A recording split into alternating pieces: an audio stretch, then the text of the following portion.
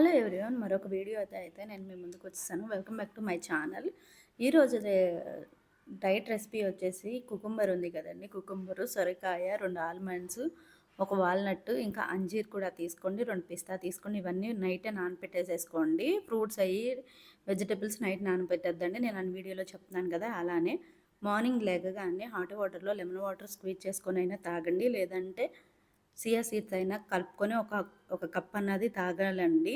దాని తర్వాత 9 వచ్చేసి మనం ముందుగా నానపెట్టుకున్న సీడ్స్ అన్నీ 200 ml వాటర్ కానీ, సోయా మిల్క్ కానీ, బాదం మిల్క్ కానీ వేసుకొని, మిగతా కూరగాయలు కూడా వేసుకొని బాగా బ్లెండ్ చేసుకోవాలి.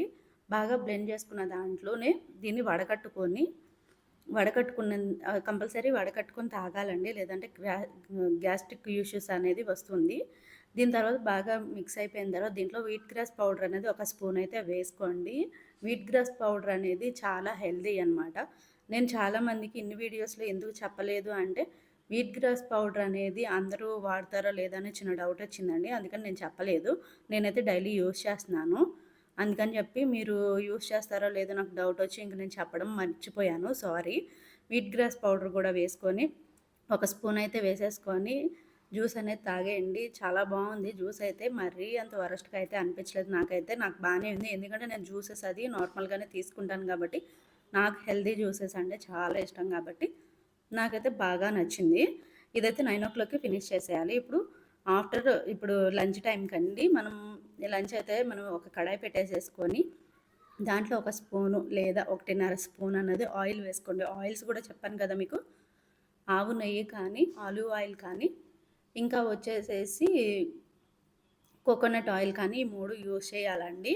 వాటిలో ఏదైనా సరే, ఏ ఒక్క ఆయిల్ అయినా వేసుకొని ఇందులోనే కొంచెం ఒక ఉల్లిపాయ, 2 పచ్చిమిర్చి వేసేసుకోండి. ఇందులో మనం కారం అలాంటివి ఏమి యూజ్ చేయం కాబట్టి ఒకసారి వేసేసి ఉల్లిపాయలు కూడా ట్రాన్స్పర్మెంట్ అయిపోవాలండి. లైట్గా ఒక పింకిష్ కలర్లో, లేదంటే మనం దగ్గరుండి చేసుకోవాలండి. ఎందుకంటే మళ్ళీ మాడిపోతుంది. మనం చాలా తక్కువ ఆయిల్ అనేది యూజ్ చేస్తాం కాబట్టి. నేనైతే ఎక్కువ దీంట్లోనే యూజ్ చేస్తానండి.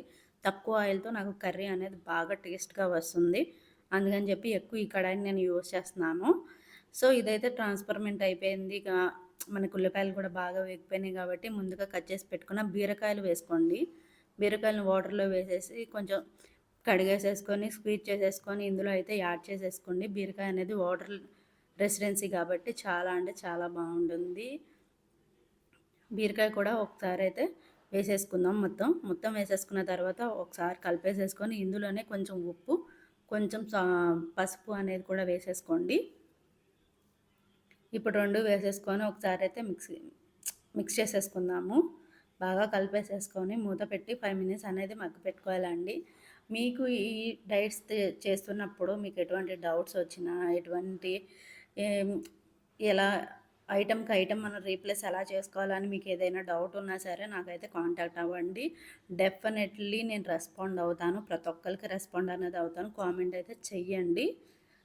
హెల్త్ విషయం కాబట్టి నెగ్లెక్ట్ చేయండి. నేను ఇప్పుడైతే మూత పెట్టి మగ్గించుకుందాం కదా. 5 మినిట్స్ తర్వాత అయితే ఉల్లిపాయలు, పచ్చిమిర్చి, ఇక్కడ బీరకాయ కూడా వేసాం కదా, మొత్తం అయితే చక్కగా బాయిల్ అయిపోతాయి. ఒకసారి అయితే మూత తీసేసి చూద్దామండి. చూసారా చక్కగా మగ్గిపోయినాయి కాబట్టి ఇందులోకి వచ్చేసి మష్రూమ్ ఉంటుందిగా, మష్రూమ్ కూడా క్లీన్ చేసేసి పెట్టేసుకున్నాను. 1 కప్ అనేది మష్రూమ్ కూడా నేను యాడ్ చేస్తున్నాను. మష్రూమ్ అనేది ప్రోటీన్ అండి. ఇప్పుడు వెజిటేబుల్ వచ్చేసేసి మనకి ఫైబర్ కదా, ఇది వచ్చేసేసి అంటే ప్రోటీన్ అనమాట. సో అందుకని చెప్పేసి, లేదు మేము ఈ కర్రీ చేసుకున్నా సరే మాకు ప్రోటీన్ కావాలి అంటే నేను ముందు వీడియోలో చెప్పానండి. చూడకపోతే ఎవరైనా చూడండి.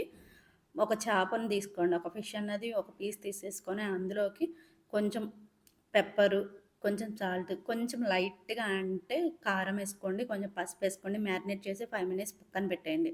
5 మినిట్స్ పక్కన పెట్టిన తర్వాత కడాయిలో కొంచెం అంటే కొంచెం ఆయిల్ వేసేసుకొని బాగా అటు ఇటుగా వేయించేసుకోండి, సరిపోతుంది.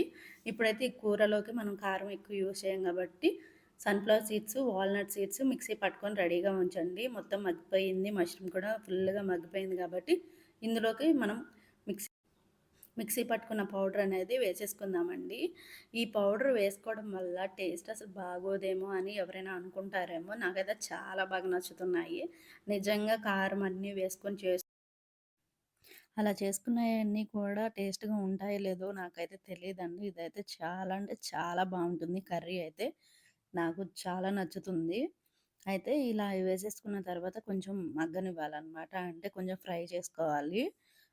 పచ్చితనం ఉంటుంది గదా! మనం సన్‌ఫ్లవర్ సీడ్స్, వాల్‌నట్ మిక్స్ చేసుకుంటున్నాం గాబట్టి కొంచెం పచ్చితనం అన్నది పోయి కొంచెం ఫ్రై అయిన తర్వాత స్మెల్లొస్తది. కొంచెం బావుంటదండి అరోమా అనేది. అలా వచ్చినాక కూరన్నది ఆపేసేసుకుంటే మన కూరైతే రెడీ అయిపోతది. ఇప్పుడైతే తీసి చూద్దామండి. చూడండి చాలా బావుంది గదా! దీంట్లోకైతే చపాతీలు జేసుకోమన్నారు. ఇందులోకొచ్చేసి ఒక చపాతీ అయితే జేసుకోండి.